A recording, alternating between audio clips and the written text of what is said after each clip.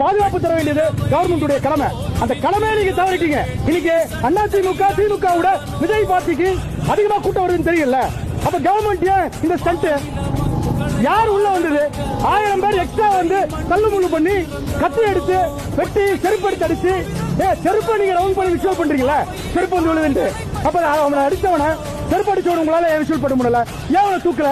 இது வரைக்கும் இன்வெஸ்டிகேஷன் வளையத்துக்குள்ள வரலாம சொல்லுங்க. சொல்ல முடியாது. ஏன்னா நம்ம தானே செஞ்சோம். அப்புறம் எப்படி சொல்ல முடியும்? காழ்ப்புணர்ச்சி, அரசியல் காழ்ப்புணர்ச்சி. அரசியல் காழ்ப்புணர்ச்சி ஸ்டேஜ்ல பேசு. இதே 1977 புரட்சி தலைவர் எம்ஜிஆர் அவர்கள் வரும்பொழுது லட்டி சார்ஜ் பண்ணீங்க. நீங்க லட்டி சார்ஜ் பண்ணீங்க. அதேதான் இன்னைக்கு விஜய்க்கு நடக்குது. நீங்க உங்க பாலிடிக்ஸ் பண்ணுங்க. போய் பனையூர்ல போய் சண்டை போடுங்க. சேஜ் போட்டு சண்டை போடுங்க. மக்கள்கிட்ட எங்க காட்டுறீங்க?